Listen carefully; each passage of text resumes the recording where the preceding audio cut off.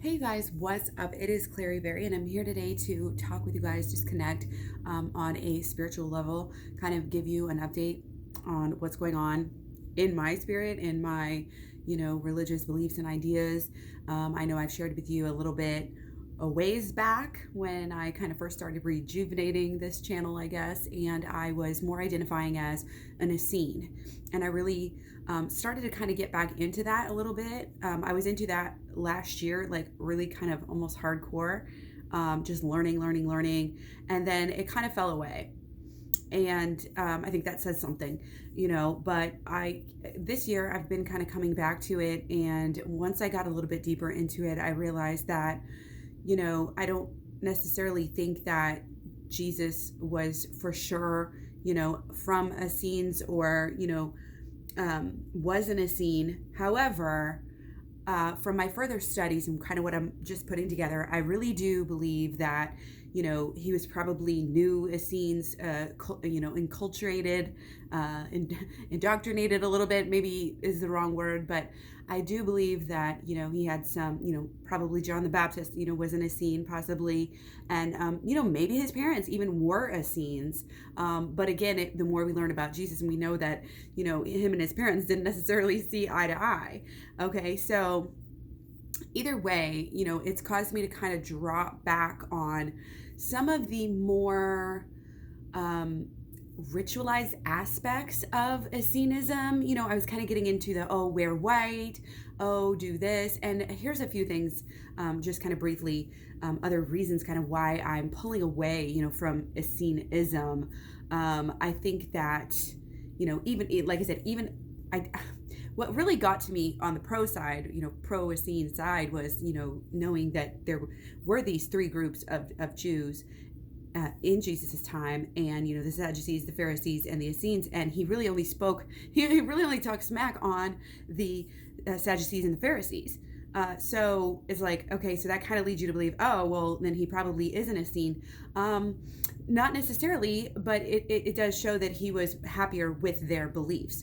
So I also think that one of the problems is there's really a lack of information, and when you look at the Essenes, they're really known for being these really hardcore, like, ascetics who really are into rituals. Like, they take the rituals in one way, from the Torah, and they make them more hardcore, which is in alignment with some of the things we know about what Jesus has said about the Torah as well, contrary to popular Christian belief, right? So I just thought that, and when I looked it up, I tried to find out, well, did Jesus wear white? I don't want to be basing, my beliefs off of something that is really just a group of people, that really don't have anything to do with Jesus, because I do believe, in Jesus, again, not exactly the way that most Christians do. So at this point, rather than trying to wear white and, make sure I get submerged in water every day and, do this and this and this and that, I'm taking a more Yeshua-esque way of dealing with it. And I think, on Jesus's side, he did uphold the Torah. He did uphold the laws, as we want to say, the law. But he wasn't so hardcore about everything. Some people will take him, saying that they can pluck the wheat, or the grains on the Sabbath, as, he's doing away with the Sabbath. Well, no, he's not. He's just clarifying things, in my opinion. And again, from the research that I've done, that is my conclusion. So again, I want to be more like Jesus and don't go so hardcore into the rituals, because he also says something about the Sabbath that's like, well, it's for man, and it's not, obviously it's not supposed to be a big burden. And I feel like when you get into some of those rituals, that's kind of what it can be. So I want to look more, inward and more spirit focused and mind, body, soul, like the connection. I always talk about on my other channel, Clary Berry, like the connection and having that alignment. And I think I personally think that Jesus's kind of ideas are the same, and that it should be based, it should be easy. It should be simple. It should be almost like a child can do it. It should be, and I think that's what he did. I think he really did make the teachings so much clearer. And that's what I kind of want to do with the rest of this video, is kind of explain what I think the most basics and best ideas are, for what we're supposed to be doing, how we're supposed to be acting, whether you're Christian or a Jew. I right now am considering myself a Jewish Christian after, again, the first Christians, the Christians who were born Jewish, who were followed, just like Jesus, who were born Jewish, raised Jewish. And again, I think Jesus came in and took some of the beliefs that had already gotten out of hand and was like shifting them. He was shaking up everything on both sides of the for the Jews and the non-Jews. But really, he was Jewish. He followed Jewish law, and so that's why I have no problem. I really think there should be a different word for it, but I don't think there is. And as Jewish Christian, that really goes back to, again, like not just the Essenes. The Essenes probably would have been considered Jewish Christians, in my opinion. Some Essenes to this day, they what's his name? Oh gosh, it's right on the tip of my tongue. Anyway, Gabriel Cousins and his whole, like, he's going the rabbi side, and the Jewish side, and that's his choice and everything. But again, I'm kind of in this middle, where I definitely think accepting Jesus to a certain extent, not to a certain extent, like with all your heart, with all your mind, but again, not to the same way that you might have been taught in Christian, nursery school or summer school or what, Bible school, whatever. And another thing I didn't like about Essenes, just to throw this in here before I go any further, is that it's just so hijacked. It really has been hijacked. I do not believe in the Essene gospel of peace, okay? It is crazy how so many people will accept this, including Gabriel Cousins and all these other, churches and different things. I have this book. I think it is somewhat of a valuable book. I really did enjoy. I'm not even sure. I'm not even sure if I finished it. I think I did.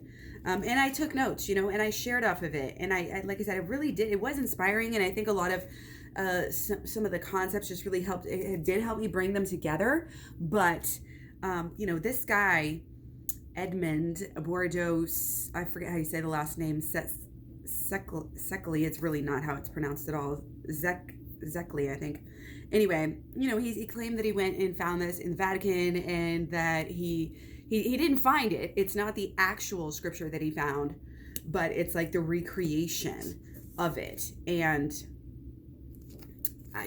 this is not scripture, again, this is commentary off of a scripture. Like, you can't just do that. So anyway, I really was kind of disappointed with all the different churches. I wanted to kind of join a church and maybe, create a church and all this stuff, but there's nothing, I found nothing that I felt was really true and basic and good. And when I really, like, I'll sit here and tell you what I think all day and say, I think this, and my research has led me to this, but I always have to watch out for people who are like, this is the way it is, and I know this because of this. And it's like, okay, like, be careful, And I feel like that's what a lot of the Essene churches are doing.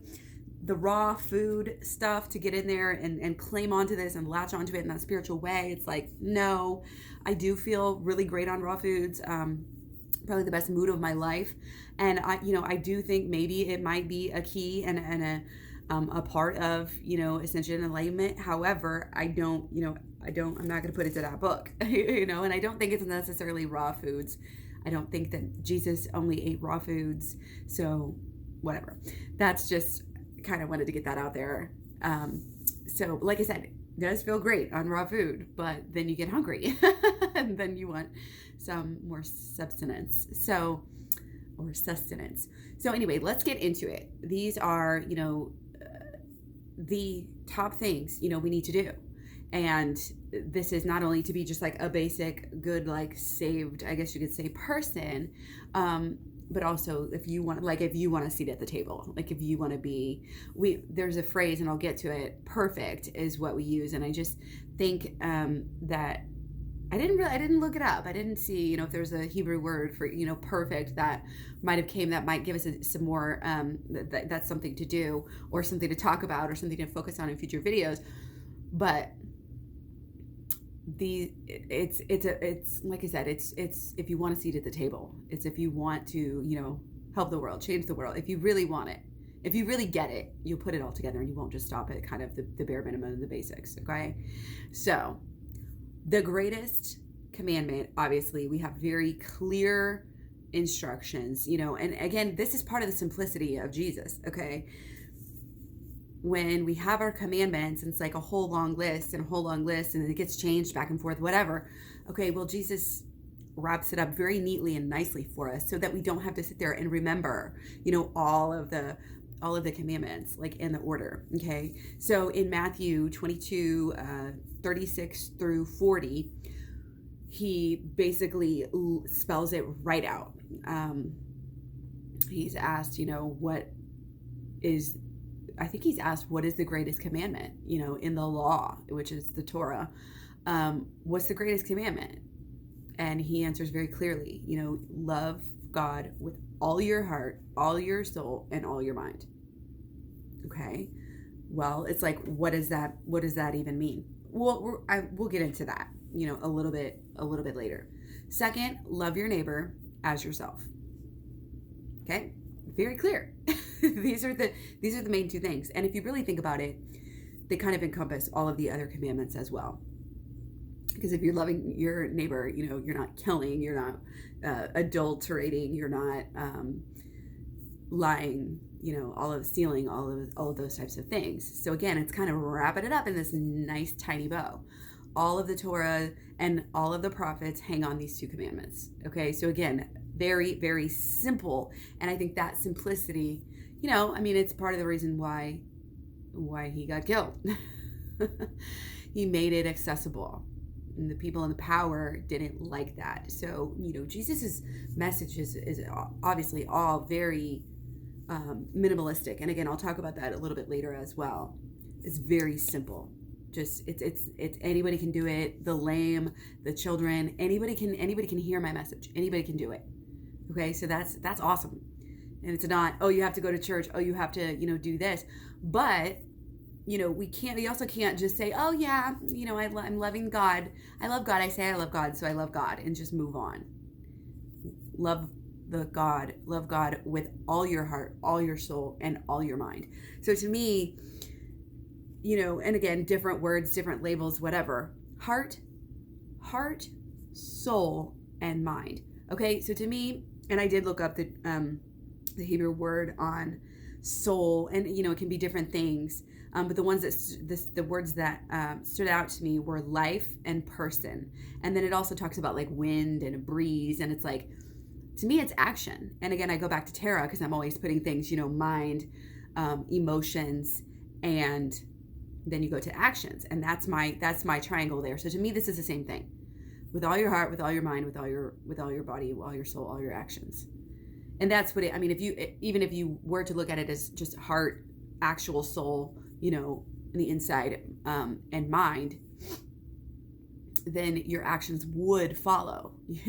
That's just it, all of your heart, mind, body, soul, whatever. Like, so your actions are naturally going to be in alignment, because if you're really loving with all of those things, all your heart, all your soul, all your mind, it'll show in your actions, right? So our mind, our actions, our mind, our emotions, are all of it. Our bodies, should all show what is first, what comes first. And, this in itself really does, it means a lot. And it's not just this simple, oh, I say I love God, and then we'll just go on with the rest of our lives and get sucked into different things. No. Okay.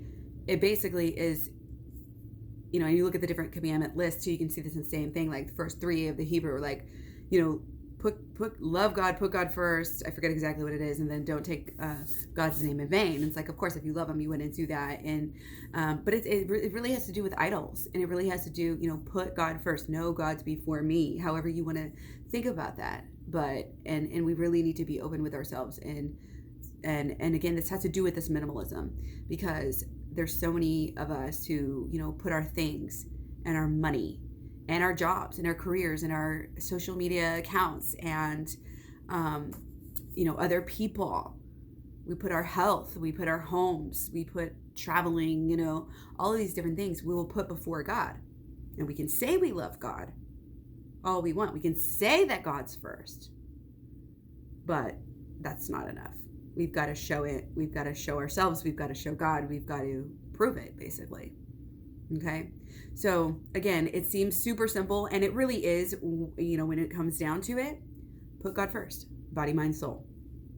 Body, mind, spirit. Body, everything. With everything you have, put God first. Okay.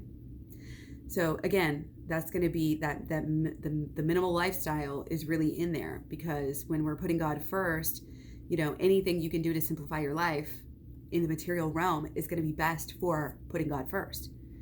If you're always working, and a lot of it, it could be a combination of things. You're working so hard because you want something materialistic so bad, that your whole life revolves around that. Well, that's not what we're being called to do here. Put God first. That is your number one concern. That is your number one focus. Study, pray, meditate, follow through.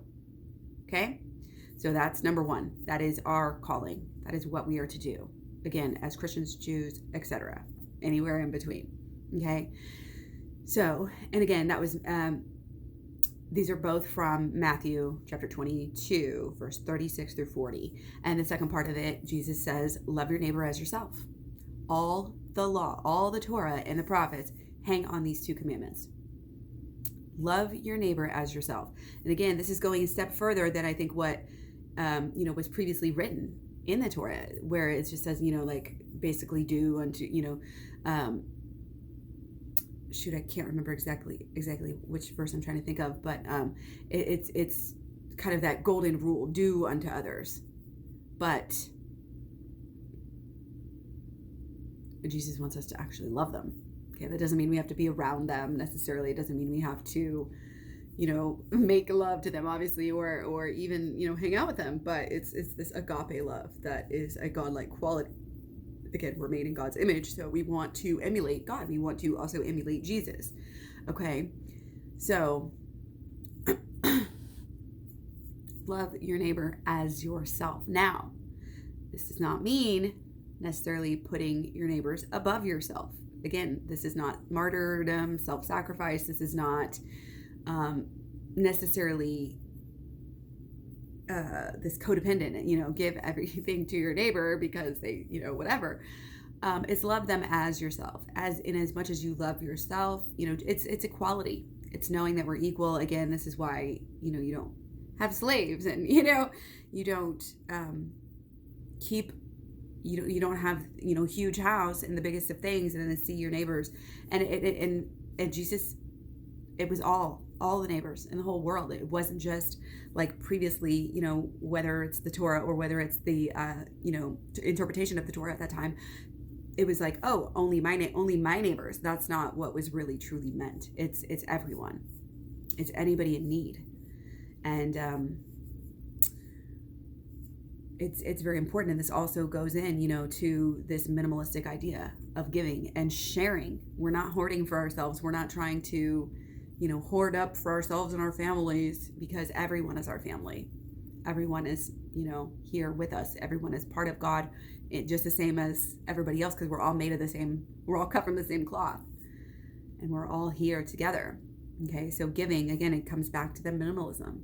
You should not be hoarding up. You should not be storing up. You should not be putting your faith in your things, to save you and be secure and all of these things. It's just not what we need.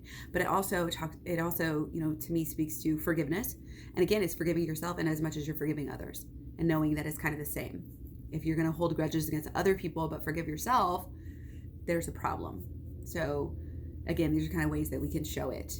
Equality and peace and non-violence as well comes in there as well. Okay, because then you have also the actual commandments.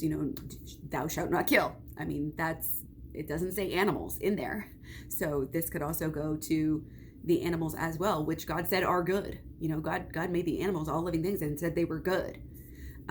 So it is what it is. So the murder, the adultery, the stealing, the lying, listen to your mother and father, all of these things, they're under, follow God first and then listen to your mom and dad. And again, the family, I think a lot of the things that he says about the family, that Jesus says about the family, it's just, He talks about forsaking the family. He even talks about hating the family. And it's like, but then he also talks about love. So again, you have the dualities here.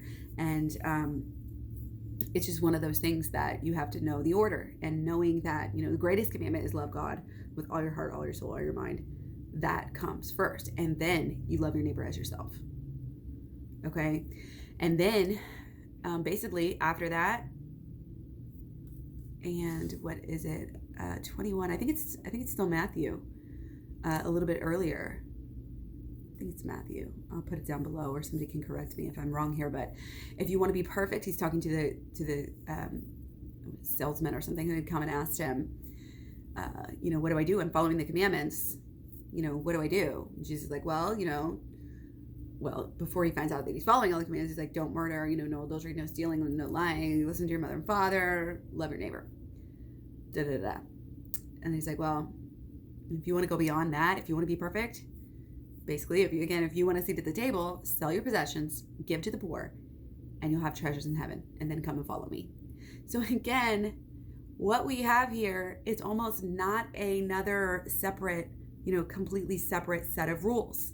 This is basically saying, take everything I've already taught you and do it even more. That's how amazing these commandments are. Because they are, especially when you simplify them this way, it's all you need. And it's radical. And it's like, you could write a whole book just on this, and the way people will pervert this, and the way people will not listen to this, the way people will deny and lie to themselves and act like they're thinking they're following the commandments, again, but they're not, or they're not, to enough of the extent. And again, I'm not going to judge anybody else and say you have to go this far, or else this, because obviously that's not my position. That's up to God. And I mean, all I can do is try to do what I'm called to in my own heart. But as you can see, if you want to be perfect, sell all your possessions. So we're coming, even though we touched on minimalism in the first commandment, put God first, before the money, before the job, before the career, before the social media, before everything else. Okay? And then we have minimalism also in our second as well, because we're giving to our neighbors. We're loving them as ourselves. So we're making sure to share our things so that they are comfortable, so that they are happy, so that they are, this and this and that. And then we have it again. We have the minimalism coming back around. If we want to be perfect, if we want to go even further, sell your possessions. Give to the poor. Again, back to number 2. And you'll have treasures in heaven. Then come and follow me. Again, back to number 1. It's like the same thing in reverse, only deeper. Okay, so again, it couldn't be more clear. Do not put your faith, your energy, your efforts, your concerns, your heart, and your attention, all of these things, do not put it on these material things. This worldly life is not where it's at. We need to remember that. So again, love God with all your heart, all your soul, all your mind. Love your neighbor as yourself. Sell your possessions, give to the poor. Follow Jesus, follow Yeshua, follow God, the best to your abilities. That's it. Okay. So I just want to share that with you guys. I'll be doing more videos like this, especially on Saturdays, on the Sabbath. So, and maybe starting Friday night as well. Might get into a good habit of doing that. So stay tuned, like, share, comment, let me know down below what you think about this, what you think about, my journey so far. I'd love to hear your journeys as well.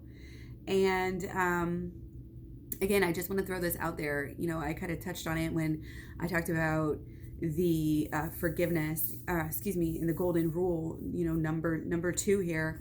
And it is connected again to the thou shalt not kill. But this day and age, killing is really more than, just doing it yourself. It really has to do with paying what you're paying for. And if you're paying for other people to kill animals and you're eating them, then I definitely think that is not, the guidelines here. That is not the peaceful mentality that Jesus came with and wanted to disseminate to us. Thou shalt not kill. Live with peace, nonviolence. It's all connected. Treat others as you want to be treated.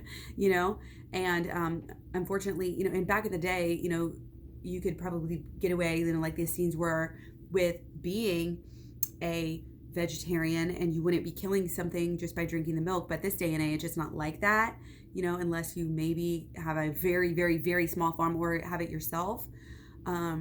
But like dairy and eggs is killing this day and age, and the way they kill the little chicks that are born, it's horrific, and wouldn't want that done to me, regardless. So I just want to throw that out there. I definitely do believe, that veganism is a huge part of spirituality and what Jesus really did want us to do, especially at this day and age. Again, in a perfect world, maybe you could have some dairy, or whatever, but it is what it is, and that's what I believe. So you can see I still have some of the elements of the Essenism that kind of came through, mainly, the nonviolence and the eating, vegetarian, vegan lifestyle.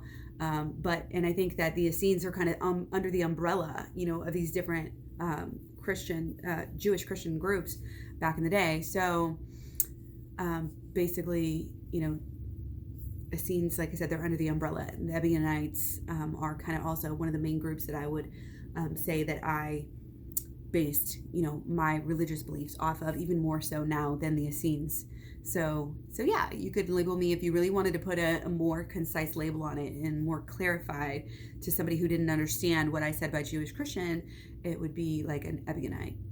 And again, what does Ebionite mean? It's that poor. It's poor person. Somebody who appears poor because they're not going to flaunt their riches. They're not going to, even stockpile riches, because that's not what it is. And we get really confused. I think a lot of Christians and people in general, just like the security, they want that security, and they place their security in the home, in the money, in the bank, and all of these things. But our security is not in those things. That's false. If it's of this world, it's false. And our true security is in God. So much love, many blessings. Shalom. Love you guys. Talk to you soon. Bye.